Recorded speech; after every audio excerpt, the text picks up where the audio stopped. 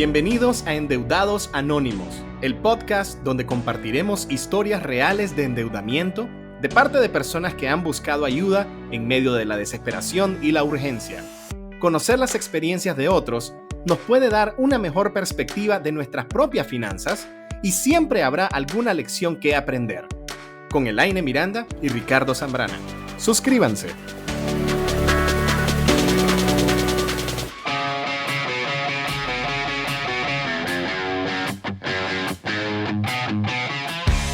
Hola, ¿qué tal? Bienvenidos y bienvenidas a otro episodio más del podcast Endeudados Anónimos. Un podcast donde nosotros leemos historias reales de personas que han estado o que están endeudadas a niveles fuera de control.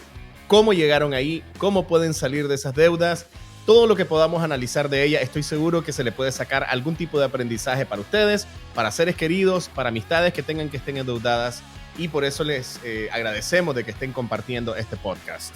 Lo hacemos, por supuesto, gracias a la experta en finanzas personales desde Nicaragua, Elaine Miranda, que es la que recibe todas estas cartas. Elaine, ¿qué tal? Hola, Ricardo. Alegre de escuchar esta nueva carta que estamos por leer, cada uno de los problemas. Si bien de pronto puede parecer que la base es la misma, creo que son los matices y los variables lo que la va haciendo rica, lo que hace que este podcast le esté gustando a tanta gente. Y lo más importante, como siempre digo, es que aprendamos. O sea, a veces nos cuesta un montón aprender en piel ajena, pero creo que cada vez que vamos escuchando, ¿verdad? Y que vamos viendo como esos puntos en común que tiene la raíz de la deuda, ojalá nos ayude a nosotros o a no endeudarnos de esa manera o a salir de la deuda en las que nos hemos metido. Miren qué interesante, porque la deuda en sí es lo mismo. O sea, todos tenemos algún tipo de deuda y la deuda significa lo mismo en todos los casos. Vos le debes dinero a alguien. Alguien te dio un dinero a vos para que vos lo usaras y vos ahora tenés que pagarlo con un poquitito más, generalmente porque esos son los intereses. Eso es la deuda. Lo interesante es que cada caso tiene su particularidad. ¿Qué tipo de deuda? ¿A cuántos plazos? ¿A qué tasa de interés? ¿Para qué lo ocupaste? ¿Cuáles condiciones de trabajo, de ingresos? Lo que te permite pagar o no esa deuda. Hay personas que usan las tarjetas de crédito e inmediatamente pagan lo que consumieron, entonces las tienen en cero y ahí están. Hay otras personas que la ocupan, nunca le abonan, nunca le pagan y terminan, la topan y están en una situación de la que ya no pueden salir. Hay 30,000 historias, algunas tranquilas, otras de pesadilla con respecto al endeudamiento. Y una de las más frecuentes, desgraciadamente, son personas que se endeudan con diferentes instancias y con diferentes tipos de deudas. O sea, no solamente porque deben tarjetas de crédito, sino también extrafinanciamientos y después arreglos de pago y después prestamistas. Y la carta de hoy, creo yo, engloba alguno de estos elementos. Antes de leerla, Ela, ¿podrías decirnos si realmente una situación en la que una persona tiene esta cantidad de variedad de deudas es más grave que una persona que debe bastante, pero solamente en tarjeta o solamente en un préstamo o algo así? No, realmente no hace gran diferencia y creo que tiene que ver incluso hasta con la resiliencia de una persona. O sea, yo he conocido a gente que tiene una sola deuda, pero que esa deuda es tan alta que la tiene sumergida en una depresión y en una parálisis difícil de explicar. Igual he conocido gente que tiene, por ejemplo, y esto parece mentira, el año pasado conocí a una persona que tenía 18 deudas, 18 cuotas diferentes que pagar y había llegado a tal nivel, no sé si de cierta resignación o de Hakuna Matata o de qué, que básicamente decía, pues ya ahí la llevo y voy a morir endeudado. ¿Cómo? Es que también eso es para un día invitar a un psicólogo o una psicóloga que nos hable de cómo, porque también esto es una cuestión de programación, o sea, uno mismo se predispone a que ya esto no lo podés resolver, entonces ahí va a estar, eso te acompaña como una enfermedad crónica, básicamente. Pero ok, no nos queremos meter ahorita en el rollo psicológico específico de eso, pero sí en que ahora, o sea, sí sabemos entonces de que independientemente de si tenés muchas deudas o tenés una deuda grave, o sea, en cualquier situación, si no la sabes controlar, te puedes encontrar perdido entre tus deudas. Así es. Vamos entonces a leer esta carta. También nos llega desde Nicaragua. Por supuesto, omitimos nombres, omitimos cualquier tipo de información de contacto porque a veces inclusive mencionan el barrio en el que viven. No lo vamos a mencionar. Entonces, hola Elaine, espero estés bien. Te comento que ha sido de gran apoyo en mi aprendizaje de organización financiera, ya que siempre me he gastado todo el salario y por esa desorganización me convertí en una enferma de las deudas con tarjetas de crédito que las utilicé sin control, ya que nunca usé mi dinero en base a un presupuesto. Tengo dos deudas, una con el Banco Lafice y la otra con el Banpro. En ambas acepté extrafinanciamiento, dinero que ni recuerdo en qué lo utilicé, ya que no solventé las tarjetas. Así que el resultado fue más deuda con los bancos. Siguiendo tus consejos de finanzas, me organicé y cancelé el extrafinanciamiento con el Banco Lafice por el monto de $2,000, $100 mensuales. La cuenta de la tarjeta de crédito la he mantenido pagando el mínimo cada mes y actualmente debo 20,000 córdobas. El problema que tengo es que la deuda con el Banpro, la cual realicé un arreglo de pago y me aumentaron la cuenta a $3,000, de esa deuda no he realizado ningún depósito. Son $78 mensuales, ya que se me aumentaron los gastos con el nacimiento de mi bebé. Hace una semana cometí un error de aceptar un préstamo por la cantidad de $2,000 que la institución donde laboro me concedió. Esto con el fin de cancelar la tarjeta de crédito del Banco Lafice, pagar $500 que le debo a un familiar y abonar a la deuda con el Banpro, para que vayan llevando esto entre paréntesis la cuenta de la cantidad de instancias a las que le debe, pues a los bancos, las tarjetas, los extrafinanciamientos, al trabajo y al familiar. Seguimos. Una vez que acepté el préstamo, me di cuenta que cometí un grave error, ya que ahora tengo otras deudas más que cancelar y al final los gastos en deudas se aumentaron. Te comento que a pesar de estar pagando deudas, he adquirido el hábito del ahorro, ya que quiero completar mi fondo de emergencia, el cual lo completaría en el mes de marzo. Además que practicando el estilo de vida minimalista, y eso me ha ayudado a organizarme y sentirme más feliz a vivir con lo poco, en orden, de calidad pero con lo necesario en cuanto a cosas materiales, ya que era adicta a andar comprando ropa, bolsos de marcas, zapatos en cantidades, etc. Elaine, ¿qué puedo hacer con esa deuda del Banpro? ¿Será posible que pueda negociar la cuota o existe alguna forma de solicitar ayuda en el banco para un determinado tiempo? Estoy preocupada, ya que me llaman amenazándome con demandarme en los juzgados, a pesar que en un tiempo estuve realizando abonos, los cuales al reestructurar no los reconocieron. Eso del banco son unos arribistas también, situación que yo acepté por temor y al final buscar una solución. ¿Qué estrategia puedo implementar en este caso? Ya que entre la deuda del Banpro y la nueva deuda de la empresa donde trabajo, estaría pagando mensual 5,000 córdobas. Ahora veo bien claro mis errores y eso me deja el presupuesto en negativo. Eso me desanima, ya que estaría cancelando esa deuda en el año tal. Esto lo escribió hace bastantes años. Te comento que ya tengo mi plata agenda y pues a pesar de todas las deudas, continúo entusiasmada con adquirir el hábito del ahorro para cualquier eventualidad. Gracias por todos tus consejos que nos das a través de tus redes sociales, esperando tu ayuda y que ilumines un poco mi mente para tener valentía y ánimos. Firma Anónimo.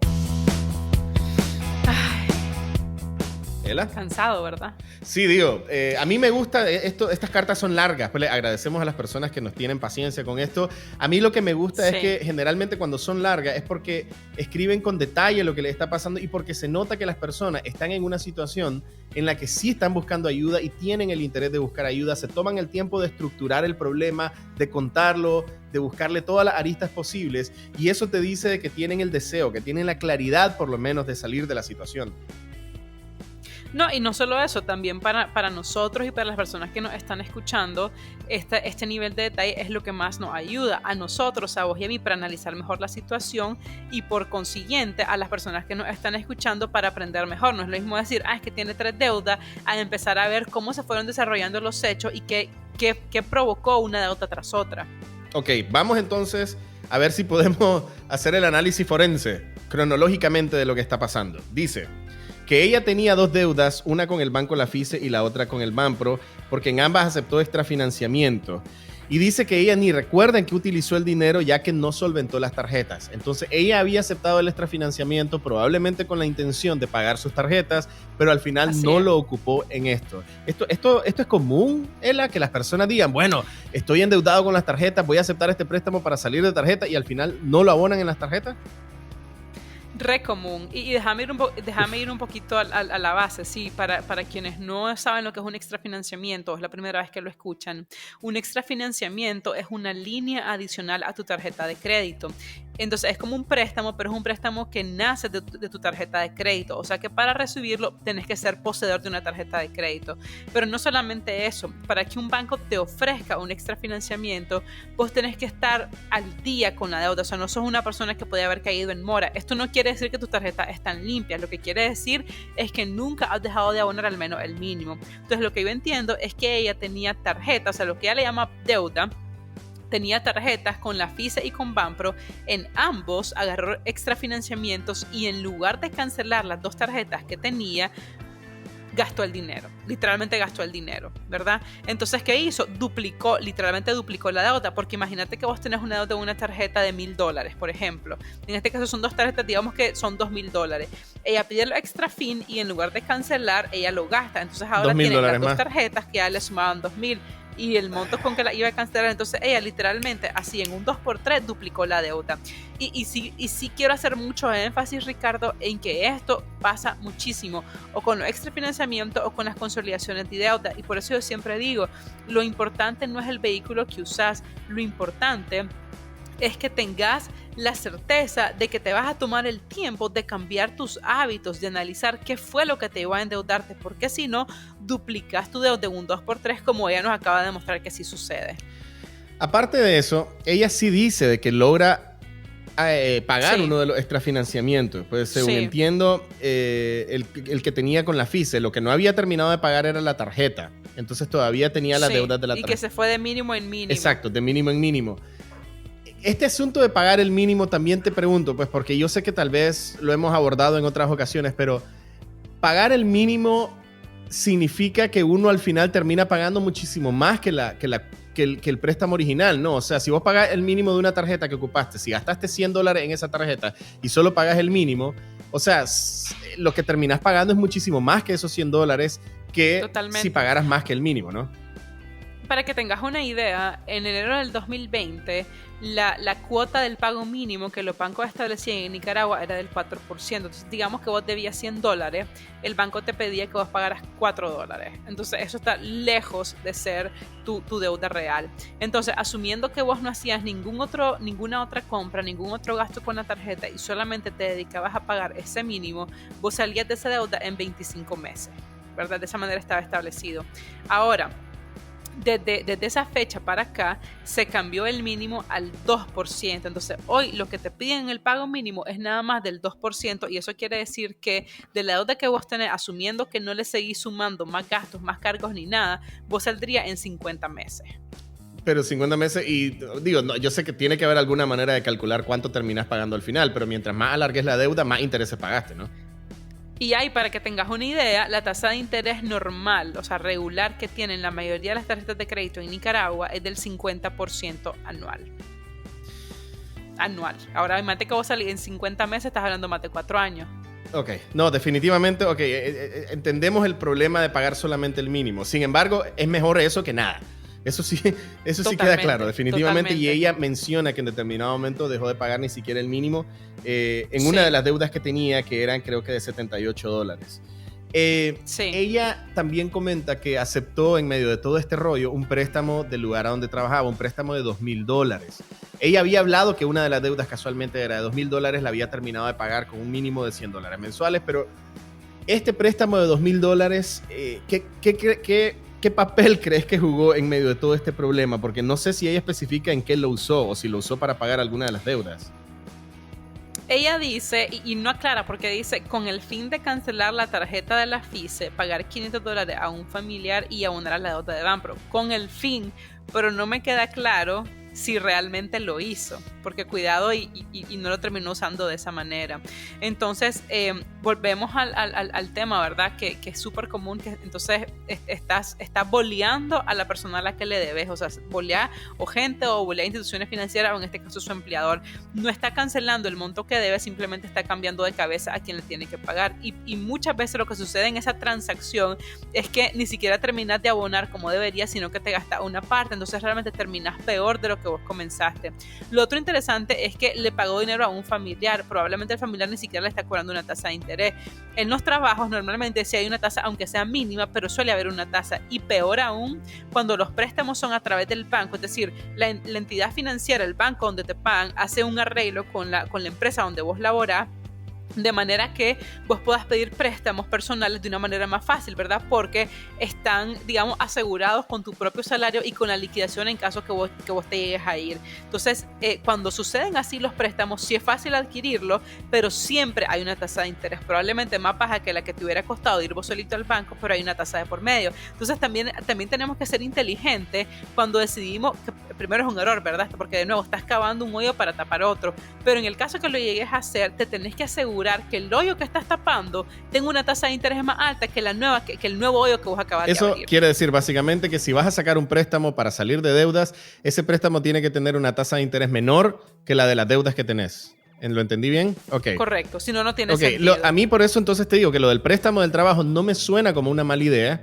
Porque si el préstamo del trabajo es una tasa de interés menor, si yo con ese dinero salgo de las otras deudas, yo lo presto inmediatamente. Porque además, el préstamo del trabajo tiene una gran ventaja que puede convertirse en desventaja. Te lo descuentan automáticamente del salario. O sea, te obligan a pagarlo y te obligan a pagarlo ordenadamente.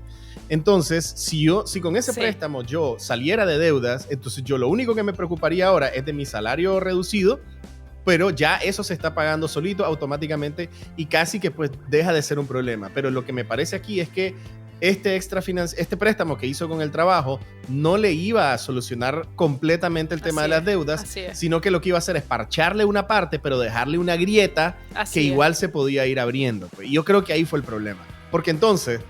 Ajá. Me encanta cómo lo decís, parchar una parte. Literalmente fue eso. Y como te digo, no sabemos si realmente le dio a ese préstamo el uso que ella había planificado. Ahí está. Es que el asunto también después... Es que pensá en lo siguiente. No solo es el asunto de que ahora tenés todas esas deudas, sino que ahora, si vos ganabas $500, ahora ganas 400, ponele. Porque te están descontando 100 del préstamo. Un ejemplo, pues, ¿verdad? Entonces, ahora todas tus deudas y todo lo que estabas haciendo tenés que calcularlo no en base a los 500 que te entran mensualmente, sino 400. Entonces, si ese préstamo en el trabajo no te ayudaba a solucionar completamente los problemas, o por lo menos casi completamente, no valió la pena. Yo creo que ella también fue muy, muy, muy transparente al decir que inmediatamente se dio cuenta del error que había cometido porque ahora tenía más deudas que pagar. Ella habla también de que quería tener su fondo de emergencia, o sea, que había adquirido hábitos minimalistas, pues, un poco más frugales.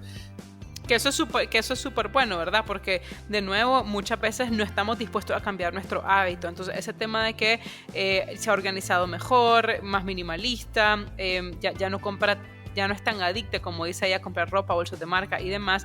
Pero algo bien importante que yo quiero retomar de este caso y que quizá podría ser una luz de solución para ella, Ricardo, es que ella dice... A pesar de estar pagando deudas, he adquirido el hábito del ahorro, ya que quiero completar mi fondo de emergencia, el cual lo completaría en el mes de marzo. Ahora, si ella realmente, que lo mencioné al inicio, ¿verdad?, ha seguido bien los consejos que yo doy en Plata con Plática, el fondo de emergencia que ella estaría armando es el equivalente a más o menos 6 meses de gastos de subsistencia. O sea que es una buena platita que está ahí. Y aunque obviamente el fondo de emergencia es importante para todas las personas, es vital, en el nivel de deuda que ella tiene, ella no, o sea, su enfoque debería de ser tener un fondo de emergencia más chiquitito, o sea, por ejemplo, de un mes, y el resto del dinero estarlo utilizando más bien para salir de deuda. Entonces, si ella dice que está a punto de completarlo, quiere decir que puede tener ahí una buena platita ahorrada, que lo que yo haría es decir, voy a dejar algo mínimo, o sea, algo que me solucione, por ejemplo, un mes de gasto, ¿verdad? En caso que algo suceda, y el resto lo voy a usar para salir de alguna de mis deudas. Pero tiene que ser salir. Uno de los errores que cometemos es que querer abonarle un poquito a cada una, de manera que todas se te reduzcan. Y el problema de eso es que, como no eliminas ninguna, la cantidad de cuotas que tenés que dar todos los meses es la misma. Entonces no sentís... en el flujo mensual no sentís una mejora. En cambio, si vos venís y decís, a ver, por ejemplo, ¿cuál es la más pequeña que tengo? No sé, aquí están $500, pum, lo voy a pagar. Ya, aunque sea una cuota de $50 que daba, ya es una cuota que no tenés que dar y ese dinero lo puedes utilizar para ir saliendo de las demás. Ok, me queda claro eso. Te voy a hacer una pregunta y te pido por favor no pegarme un coscorrón por la pregunta que te voy a hacer. Ok. ¿Esto no es una emergencia? O sea, si ella ya tiene un fondo de emergencia, ¿no podría tal vez utilizar ese fondo para esta emergencia de deudas que tiene? No es una emergencia. O sea, una emergencia es me quedé sin trabajo, me accidenté, me enfermé, un familiar mío falleció, etcétera. Esto es deuda. Ella tiene deuda y tiene deuda en su mayoría por consumo. Ok. No, clarísimo. Y qué bueno que lo dejemos claro, pues porque el hecho de que sea una situación delicada y que te esté generando estrés y que que te esté generando estos problemas no quiere decir de que sea una emergencia, porque aún a pesar de todos esos problemas que tiene con las deudas, perfectamente puede surgir algo inesperado. Esperemos que no, ¿verdad? Pero sí puede surgir algo para lo que podría necesitar ese fondo de manera inmediata y que sí sea una situación de vida o muerte, que me imagino que a eso te referís entonces. Exactamente. Entonces, aunque es súper bueno el fondo de emergencia, en las condiciones en que ella está, su prioridad tiene que ser salir de esas deudas. Tiene que dejar un montito pequeño, por ejemplo, en lugar del equivalente a 6 meses, el equivalente a un mes, y utilizar el resto del fondo para ir abonando. Ahora, el dinero que ella estaba ahorrando todos los meses, momentáneamente lo tiene que dedicar a seguir saliendo de deuda, y en cuanto ella vaya saliendo de deuda, empieza de nuevo a rellenar su fondo de emergencia. Ok, hasta salir de deudas que nos preocupemos por aumentarle, pero que sí tenga por lo menos un montito, como vos decís, tal vez no de 6 meses, pero sí de un mes por lo menos. O sea, el equivalente a un mes de tu salario en vez de el equivalente a 6 meses. Si ella gana, un ejemplo, $500 al mes, que su fondo de emergencia sea ahorita de $500 y no aspirar a tener un fondo ahorita de $3,000, pues porque eso, al tener eso o al aspirar a eso, va a ser mucho más difícil que le abone a sus deudas actuales. Aparte, digo, hay mucho aprendizaje en este caso en particular, fíjate. O sea, no solamente por los hábitos de ahorro, sino los hábitos minimalistas que creo que es como el mayor miedo que le tienen las personas a la hora de decidir salir de deudas, como tener que modificar su vida a tal punto de eliminar algunas de las cosas que hacía antes, eliminar ciertos gustos, o sea, muchos lo ven como que, bueno, y de ahí voy a eliminar todos los placeres de la vida, pues, o sea, ¿qué voy a hacer ahora? Pues de ahí solo a trabajar nada más y comer y estar ahí en mi casa, y realmente la vida no es eso. Ella inclusive pues dice de que ella le ha dejado de sentir gusto a las cosas materiales, lo de andar comprando ropa, bolsos de marca, zapatos en cantidades, etcétera, pero también eso te ayuda como a valorar ciertas cosas que sí son importantes, el tiempo de calidad con tu familia, las cosas que hacen, la atención a sus hijos, etcétera, pues, y sé que lo ideal es tener suficiente dinero para darse los gustos que uno quiera, eso es lo ideal y está bien. Pero en una situación como esta, hay muchas maneras de ver la vida y de cambiar tu perspectiva de las cosas como para que eso te ayude a vivir con el mínimo, con lo mínimo que necesites para vivir, pero también para disfrutar de la vida. Sí, y recordar también que todas esas cosas que ella ha aprendido a dejar ir en esta circunstancia, en realidad lo que nos proveen es de una gratificación instantánea. Entonces no es como que sean artículos que te vayan a dejar una felicidad duradera. O sea, no estás dejando ir nada importante. Ok, exacto. Ela, ¿algún otro comentario? ¿Alguna otra lección aprendida con este caso en particular? No, nada más reiterar siempre que cualquier préstamo que vos pidas para cancelar otros, sea en forma de extrafinanciamiento, sea un préstamo adicional o sea una consolidación de deudas, tiene que venir acompañada del cambio de hábitos. Si no estamos dispuestos a revisar el por qué hemos llegado a ese nivel de deudas, irremediablemente vamos a duplicar nuestra deuda en un 2x3. Correcto. Ela, ¿dónde podemos conseguir información de todos los artículos que ha hecho de finanzas personales? Cabe mencionar también, eso ha incluido finanzas empresariales, entre muchas otras cosas y muchas otras índoles en las que Elaine Miranda también ha incursionado. ¿Dónde pueden hacerlo? La página web es plataconplatica.com e igual en las redes sociales YouTube, Facebook e Instagram como @plataconplatica. Todos los días estamos poniendo diferentes consejos. Muchísimas gracias, Elaine. Recuerden que nos pueden enviar, si quieren, su historia, su testimonio, si acaso estuvieron o siguen estando endeudados o tienen algún problema que crean que vale la pena compartir y analizar, nos lo pueden enviar al correo elaine@plataconplatica.com. Y con todo el gusto del mundo, sin revelar ningún tipo de información de contacto, ni nombres, ni nada, lo podemos discutir acá. Les invitamos a compartir el podcast con todos sus familiares, con sus seres queridos, con sus amistades y esperemos poder ayudar a más de alguien en su círculo cercano. Les invitamos a escucharnos la próxima vez en el próximo episodio de Endeudados Anónimos. Conocer las experiencias de otros nos puede dar una mejor perspectiva de nuestras propias finanzas y siempre habrá alguna lección que aprender. Suscríbanse.